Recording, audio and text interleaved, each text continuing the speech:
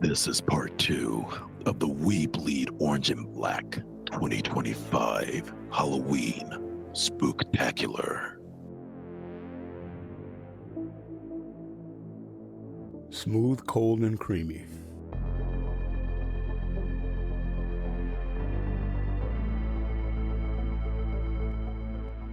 You're a big boy now, in high school. You like hanging out with your cool new friends smoking cigarettes behind the shop building. You go with them to the local mall instead of attending your 6th period class. While your friend's attention was focused on the latest space combat game, you see her. Her eyes meet yours. Those eyes. Could she see through you? You've never seen eyes like that before. You feel the telltale fluttering in your heart and your stomach of young love. You will never forget that feeling as long as you live.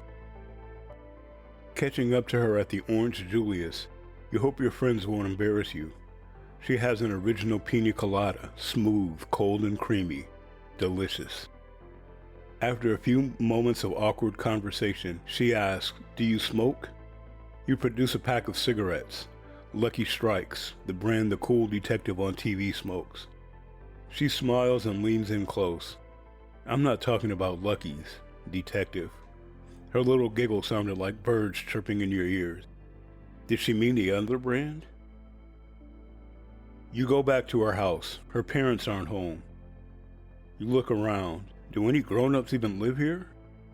You drop the thought when she takes your hand and leads you to the basement, decorated with posters of popular musicians. Few knickknacks and an old couch and a stereo system.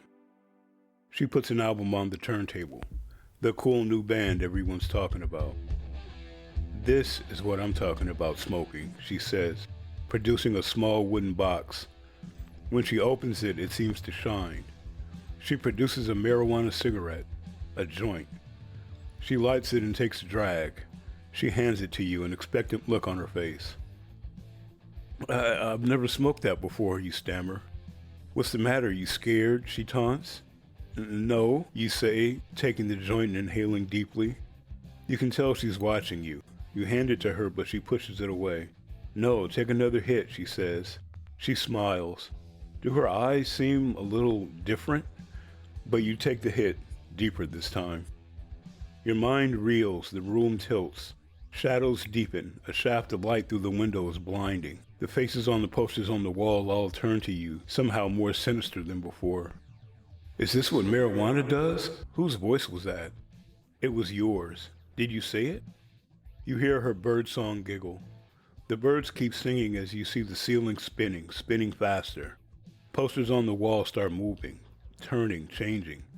It's getting cold, freezing cold, but you're sweating profusely. The birdsong giggle turns into the cawing of crows. She leans over you, her eyes ablaze. Red now, yellow pupils. Her perfect smile, fangs. She hisses. A door opens. 4 large cloaked figures enter. "What's going on?" you scream, but you hear nothing. The figures pick you up and carry you through the door. The girl follows, cawing and hissing the whole way. In the next room is an altar. Sound of voices chanting some eldritch incantation. Atop the altar is a statue of a horrible, horned, half-man, half-woman, half-beast. It looks at you, its eyes black as infinity, portals to the abyss. What is this? Who is that?" you manage to stammer through the fear. "Our master," the girl said, "the real king of the universe." Thunder roars and the chanting growing louder, more intense. The robed men lay you before the altar and strip you of your clothes. You remember your parents, your brother and sister. Will you see them again? Will you ever get to try the new strawberry banana smoothie from Orange Julius? You hear the girl say in her new hissing voice, "We offer you this sacrifice, O great one, of a virgin." "I'm not a virgin." This is no time to lie. "A male for you to do as you please," the girl says. The chanting reaches a crescendo. A cold wind whips around the room, swirling into a whirlwind just above you. The girl produces a strange-looking dagger. You try to scream. She cuts a shape into your chest, a 5-pointed star in a circle. She removes her clothes, revealing a similar star on her chest. scarred and healed, but somehow glowing like a bioluminescent creature. She speaks in some strange language and raises the dagger high above your pounding heart. Blood pours and the wound on your chest begins to glow as she brings the dagger down into your quivering heart. This scene plays itself out in towns just like yours, hundreds of times a day. Young people fall prey to sinister, evil cults, lured by the burnt rope scent of marijuana. Let this be a warning to you. To avoid being a ritualistic sacrifice, don't smoke marijuana. This message was brought to you in part by a grant from the Orange Julius Corporation.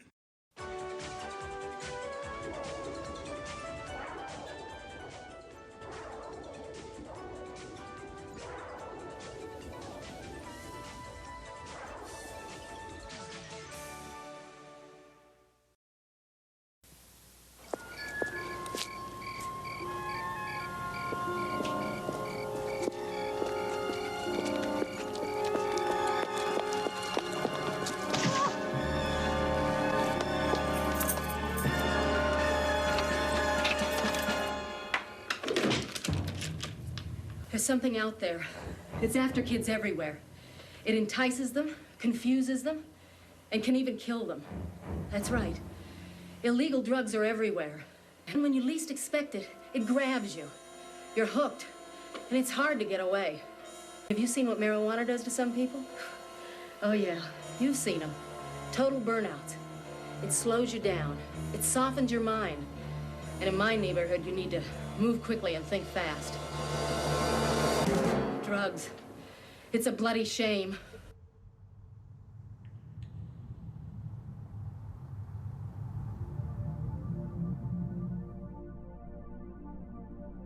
These eyes. High on a flame-discarded nighttime hill, a man sat touching new fire to the last in his enclosure of nearly spent and once white candles. They weren't strictly necessary, he thought, but would surely strengthen the spell. Lucky there was only a low wind. With black and hollow trees for his cathedral, he opened his tattered tea-tinted tome and looked out over the fading town below. It was alive down there, filled with family, community, fairs, and fun, back in the good old days. Remembering that this was now, he closed his eyes and said the words.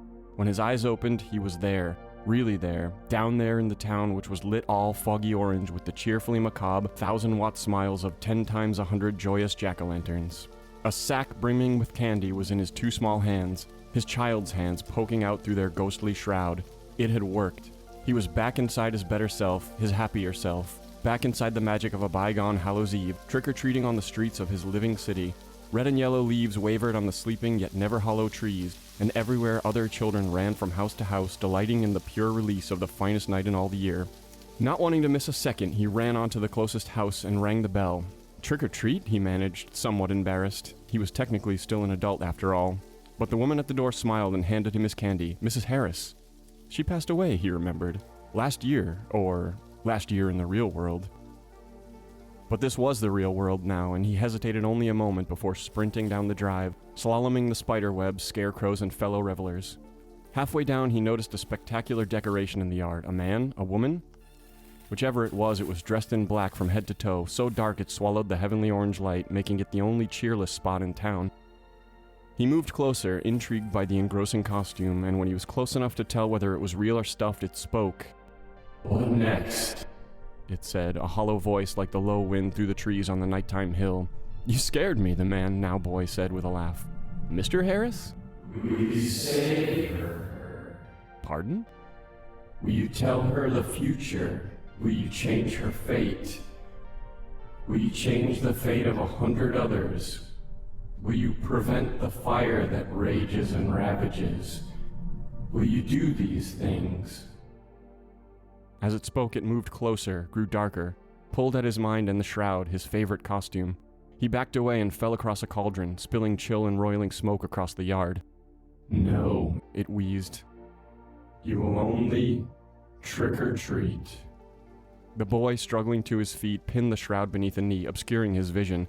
Desperately flailing, he found the eye holes and peered out on the town, the happy town. The dark figure was gone or faded just as the orange light was beginning to fade, the night growing old while his shoes soaked up the freezing witch water. He turned and ran clumsily, these child's eyes unavoidably looking to the next house with its unknown treasures. One ring of the doorbell, one harmless night spent looking through a twinkle that had long since departed the eyes up there far away on the nighttime hill. Resolute, he went to the house, Mr. Smith's house, which will be completely gone years hence, but not now. He set foot on the flagstones lined with lanterns, half spent and flickering low, and a furious shove from behind sent him back to the ground for a mouthful of sharp leaves, papery and brown. The big kids grabbed his candy and threatened to pound him, while behind them and across the street a dark figure advanced. The boy scrambled backwards, regretting the sights which were not worth seeing with these eyes. He closed them and rescinded his spell. When his eyes opened, he was high on the nighttime hill, still scrambling back, while the looming figure ate up the gray light from the sun, just peeking way away far beyond the faded town. He backed into the candles, which caught quickly on the charcoal hill, the hollow trees and dry brush all around, a fire starter lying in wait for inferno. The man coughed in the smoke, tears streaming from his clouded eyes as the black void figure stood regarding him. "What next?" it said, the voice and the conflagration in perfect harmony. The man grabbed his book and snuffed the glowing rings spreading across its pages. There must be a spell, he thought, as the circle of fire closed in.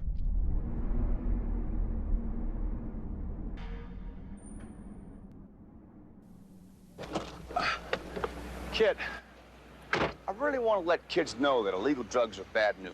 Yes, David, it's true. Over 100,000 teenagers were admitted into hospitals last year because of drugs. Yeah, but I'm talking about kids' futures. Did you know that marijuana can affect a person's physical and sexual growth? Yes, that's quite accurate. In a laboratory test, female animals treated with the active component in marijuana experienced a 44% death rate among their offspring. This is much more important than facts and figures. What kids should know is that marijuana has got more cancer-causing agents than tobacco, and a lot of young kids use drugs on a daily basis. Actually, Michael, the fact is that 1 in 18 high school seniors smokes marijuana daily, and then there are the occasional users which account for... Get this through your CPU. They don't care about statistics. You know, you're right. I've got it. Just tell them illegal drugs are bad, so don't mess with them. Illegal drugs are bad news. Don't mess with them.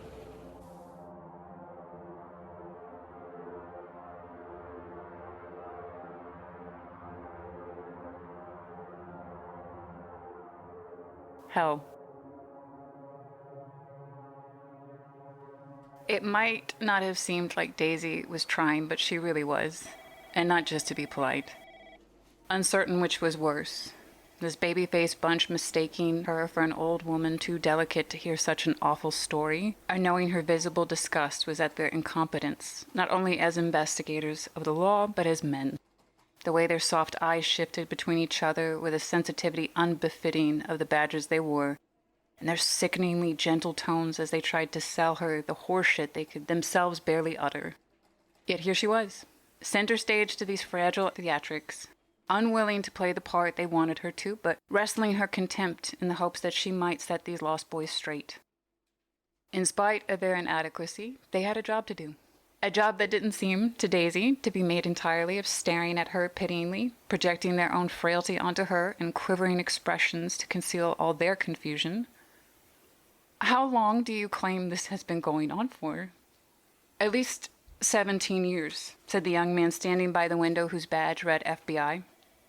Possibly longer. Daisy shook her head. Her chuckle sent a chill through the badged schoolboys. Detective, we've been married for 56 years. You cannot expect me to believe in what truly did not happen. You're right, Mrs. Moore, said the kid wearing the sheriff's badge, leaning on his hip, as if this were a soap opera.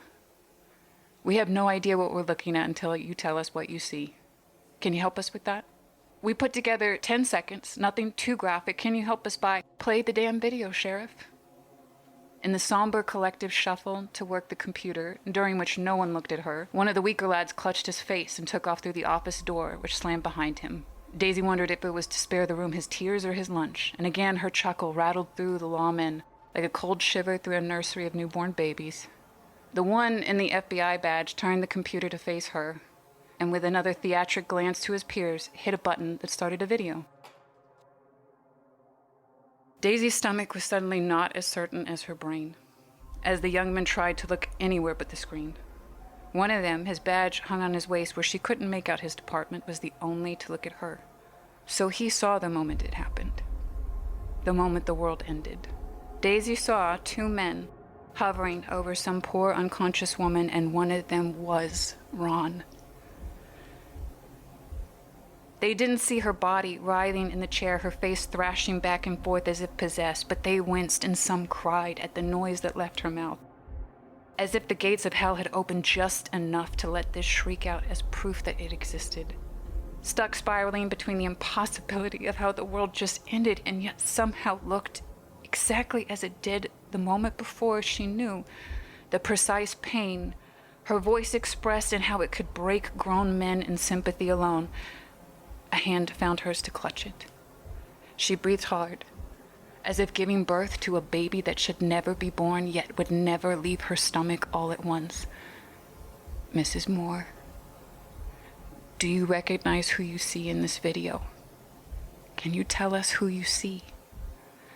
Her eyelids slammed shut, pouring the darkness they found preferable to the light of day. Her neck shook with one explosive sob after another, agony progressing the words up through her throat and finally to her mouth. My husband, breathed the wretched voice that had replaced her own. Her hand clutched the other for comfort enough to keep breathing. Its owner spoke with words as gentle as the hand in hers. And the woman? On the bed. Do you recognize her? Daisy slammed her head up and down so violently, perhaps hoping the motion would kill her. Mrs. Moore, who is she? Daisy's eyes opened, ablaze with wrath and torment no amount of tears could ever put out. You were right, she croaked, an accusation as much as an apology. It is me.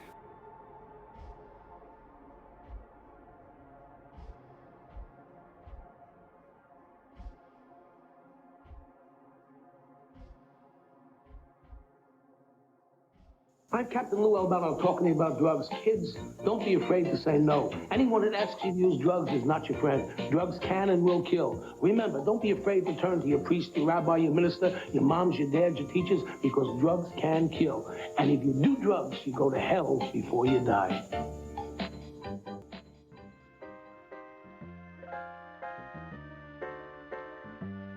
Sweet Tooth. Cornwall Middle School's Halloween parade was scheduled for 12 p.m., but the real show had started before the first bell. Emily Beth Caldwell stunned her classmates with her ultimate princess costume, which elegantly combined the best parts of every Disney princess's dress, makeup, and hairstyle. Her mother, aunt, and godmother spent months burning out their sewing machines. It had been worth it. The year was off to a good start. Emily had traded up over the summer and entered 7th grade with a group of better friends. She was well on her way to consolidating her popularity, and it was a shock when all of the attention was ripped away and focused on a new arrival. A tall boy zigzagged down the hall like a moth, covered in belts, beads, and coats. The ridiculous pirate stumbled from one group to the next, twiddling his ring-covered fingers. He bowed and kissed a girl's hand, setting off an avalanche of titters. Another boy threatened him with a lightsaber. The pirate drew his own shining sword in a flash. Soon, he had guys crowding around to geek out over his replica weapon. It was so lame. Nobody even cared about those old movies anymore. Emily pivoted into homeroom with a regal flourish that went unnoticed. Gossip wafted from desk to desk like a cloud of body odor. His name is Amos Green. He just moved to Cornwall. I heard he's 13. Do you think he repeated a year? Even her new friends, Rachel and Lakshmi, were caught up in it. I bet he's 6 feet tall. Maybe it's the boots. OMG, did you see his leather boots? Emily sorted the mingled layers of her dress. She ignored her friends so hard, but they didn't even notice. At noon, the Halloween parade began for real. Amos Green tripped and traipsed his way through the corridors, pandering to easily impress 6th graders and sucking up to too cool to dress up 8th graders. By the end of lunch, he was leading the parade. By the end of the day, he was the most popular kid in school. The last bell rang. Amos removed his tricorn hat and fake beard, but the remaining belts, boots, and eyeliner made him look like a rock star. You'd think he was, with the way his fans clustered in a semicircle. Emily gathered her skirts and elbowed her way through to reach the bus. Halloween in Brookfield's way better, Amos bragged. We have more houses. Plus, they shut down the streets for trick-or-treating. Emily Beth Caldwell dug her bedazzled heels into the floor. She could ignore a lot of things. Dissing her hometown's Halloween was not one of them. Hey, new kid. The semicircle parted. Amos put his dumb hat on and then swept it off. Milady. The gathered girls giggled. Don't judge our town because it's small. We have the best Halloween. The boys in the hall let out a boisterous ooh. Amos said, I bet you can't even get a pound of candy. The younger students started to fidget. Emily stepped into the center. Without his hat and boots, Amos was barely taller than she was. I bet I'll get more candy than you. The jaws in the semicircle dropped, and all of the eyes went wide. The outsized reaction made Amos smirk. May the best man win. He led his throng of admirers outside. Emily glared at his back, wishing she'd added the Scottish princess's bow and arrow to her costume. She also wished she'd kept her stupid mouth shut. Emily couldn't win this bet. In fact, Amos Green was probably the only kid in Cornwall who would dare. The orange sun idled on the treetops like an everlasting gobstopper on an outstretched tongue. Emily Beth Caldwell couldn't wait until dusk to begin trick-or-treating. She knew she couldn't win the bet with Amos, but she had to collect at least a pound of candy to avoid humiliation on Monday. Mom futzed with her outfit. Dad took pictures of her by the hay bales and pumpkins. She ignored them both, fixated instead on the costume kids ringing doorbells across the street. Dad presented her with a pink plastic bucket she carried every year. A pound of candy wouldn't even fit in the stupid thing. Mom knelt and arranged the rainbow locks of hair in the wig as if it were Emily's real hair. Remember, trick-or-treating is a privilege. Your behavior reflects on your parents. Our neighbors are generous, but they aren't rich. Only one piece per house, okay? Dad put his hands on his hips. If you take too much candy, Sweet Tooth will get ya. Emily kept her eyes down to stop them from rolling. I know, Sweet Tooth grabs the kid with the most candy at the end of the night. Mom patted her on the wig. That's right, dear. And the best way to stay safe is to, Emily finished the sentence, share with others who have less than you. With the annual guilt trip out of the way, she could finally hit the road. Emily was supposed to meet up with her friends. Instead, she set out for the houses that handed out the most candy. Emily knew every street in her neighborhood, and all the shortcuts in between. She ducked down driveways, hopped over stone walls, and dashed along dirt paths. She filled her dinky bucket quickly, as she knew she would. She pulled a 30-gallon trash bag from the folds of her dress and got back to work. By the third street, her little arms ached with the weight. She didn't know how many pounds of candy she'd collected already, but she knew the struggle would be worth it when she wiped the grin off of Amos's face. Rachel and Lakshmi waved from the driveway next door. Em, we were waiting for you. Rachel was dressed as Harley Quinn. Lakshmi was wearing a trash can decorated like a cup of boba tea. Sorry, Emily cringed. My dad took like 1 million pictures. They squealed in unison. Did you see Amos? She readjusted the sack on her back. Why, is he here?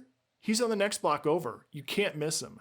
He has a wagon decorated like a pirate ship, and it's full of candy. Emily wanted to complain that Amos's parents hadn't told him about Sweet Tooth, but she bit her lip. Even though Rachel and Lakshmi were toting tiny buckets, she knew they were too mature to believe in some gross old goblin. The story was just their parents' way of scaring kids into being good and keeping down future dentist bills. She asked which way they were headed. She pointed in the opposite direction. My mom's picking me up. Sorry. Emily waited until they were out of sight to make her move. There was an unsupervised bowl of candy on the porch. She dumped the whole thing in her bag. Emily had never done anything like it, but the image of Amos pulling a treasure hoard of candy into school squeaked around and around in her brain like the wheels of a stupid wagon. The point of trick-or-treating was to get candy, and the point of making a bet was to win. Emily Beth charged up the stairs of the next porch. Her neighbor, Mrs. Ingram, stepped out with a dish of treats and a smile. Emily, that dress is stunning. Now, what are you tonight? In a hurry! She gouged out a fistful of candy and ran to the next house. She knew her actions might reflect poorly on her parents, but it would be her word against Mrs. Ingram's. Her bag thumped against her spine, dragging her down. It must have weighed 20 pounds easy. Emily was exhausted. She stopped and popped a tube full of mini M&Ms into her mouth. The chocolate would give her a boost, but it wasn't enough. She snarfed down loose candy corn while digging in her bag for something solid. She grabbed a giant Tootsie Roll, gnawing segments from the rectangular log as she resumed her quest. She went farther from home than she ever had before, running up hills despite her growing burden. The more candy she ate, the more she was able to get. It was the perfect system. She was going to win the bet. Yar! Emily's eye twitched. Had she caught up to Amos? A little girl in a striped shirt toddled down the sidewalk. Her parents led her by her plastic hook. A pillowcase swung from the child's other hand. Emily crept up behind them. The girl's next yar stretched into a yawn. Her parents chuckled. Emily snatched the pillowcase. The parents walked away, unaware, until the girl flipped up her plastic eye patch and began to wail. Emily sprinted behind a hedge with her prize. She tried to catch her breath, but she was cackling too hard as she poured the ill-gotten sweets into her bag. She sifted through the stream of stolen candy, plucking out morsels to satisfy her hunger. She crammed an entire Almond Joy into her mouth. She didn't like Almond Joys, but her standards had been sinking throughout the night. Something sticky pinched the back of her hand. She turned it over and noticed a chocolate-covered almond on her skin. She pressed it to her lips to scrape it off. Ouch! It was really stuck. Coconut filling oozed from the lump on her hand. Her teeth raked her bottom lip. Ow! She prodded her teeth, shocked at how long and sharp they felt. Had she chipped them on a Jolly Rancher? Had that last caramel finally pulled them loose? She checked her reflection in the garage door window. A huge rotten tooth jutted from the roof of her mouth like a tusk. Emily touched her face, desperate to prove her reflection wrong. Colorful warts erupted from skin, shimmering orange and green in the streetlight. Jujubes. She ran her fingers across her forehead. Her eyebrows were gone, replaced with a gelatinous ridge. A gummy worm. Everything she had eaten that night was erupting from her body. Her skin crackled, peanut brittle pocked with candy corn acne, lemon head moles, and blistering atomic fireballs. Her ears stretched and bloated into waffled orange circus peanuts. Her veins blackened into licorice ropes, and her quivering lips swelled into a ring of red Swedish fish. She watched her fingernails peel free and plink to the driveway. Off-white talons emerged, thick and chalky. They were gnarled Necca wafers. Ew, gross! The words came out strange, her fish lips mashing against her massive tusk. Drool spilled down her raisinette-studded chin, coating her neck with a sugary slime as thick as maple syrup. Something clattered to the asphalt behind her. Emily spun around.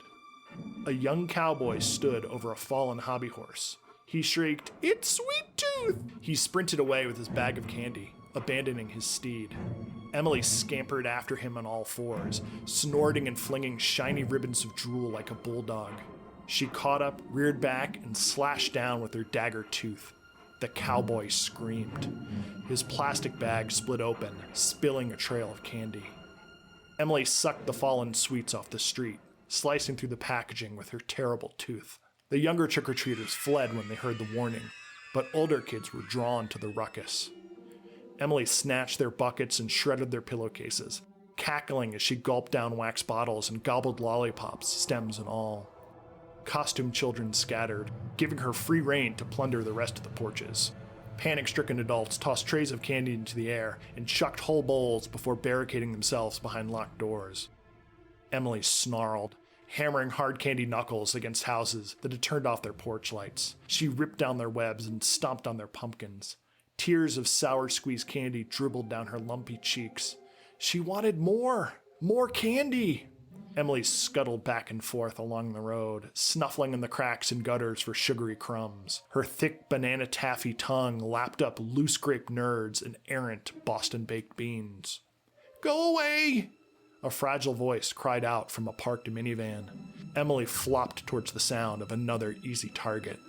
She dimly recognized the little pirate girl from before, cowering under the car. Emily ran her taffy tendril against her corroded fang. There was nothing sweeter than taking candy from a baby. She waddled closer, lugging her bulbous bag. The girl whimpered, "Leave me alone! I don't got any more candy!" Emily caught her reflection in the chrome bumper. She didn't recognize the crusty goblin staring back at her with speckled white gobstoppers bulging from its eye sockets. But she recalled a voice. Familiar words echoed in her sugar-addled brain. Emily plunged her crooked, drizzled biscuit fingers into the trash bag and pulled out a piece of candy. She dropped it in the crying child's hand. The little girl looked down. A root beer-flavored whistle pop smiled up at her. The door of the house flew open. The girl's mother called out, "We've been looking everywhere for you." The little pirate fled inside, clutching the candy whistle. Emily coughed up a whopper and slumped to the grass. Her head spun, woozy with the world's worst sugar crash. Her skin crackled as caramel scabs began to flake away. She watched in wonder as her fingers turned from sticks of Twix into soft, clean skin, free from nasty Necco wafers. She touched the cavity-pitted stalactite in her mouth. It dwindled and receded into her gums. Sweet Tooth was real as the greed that had gummed up her heart, but kindness had broken the curse. Emily wondered if, with the gift of that one piece, she and Amos were even. She didn't care about winning the bet anymore. She didn't even want a tie. She was going to give all of her candy away. Emily looked for her bag. It was gone. Ha ha! Amos laughed as he trotted away with his pirate ship wagon. He had stolen the entire stash. Emily wanted to chase him, to warn him about Sweet Tooth, but it was no use. Her head throbbed, and she could hardly lift her legs. It was late. The streets were empty. It was time to go home. Amos wasn't at school on Monday. The rumors were flying. "I heard he's embarrassed because he lost the bet." "Of course he did. He doesn't know his way around."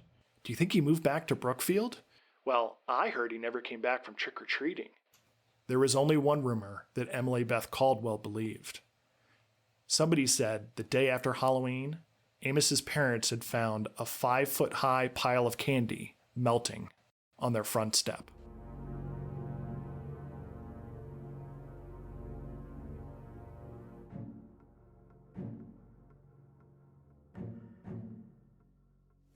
I get angry just thinking about it makes me mad.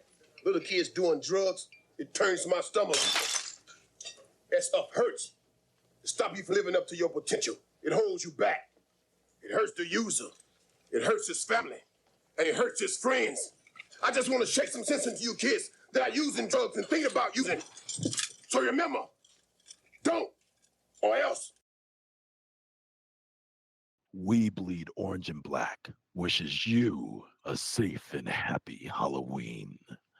As always, stay spooktacular. That girl from Orange Julius. I can't compete when I know that I'm just that girl from Orange Julius.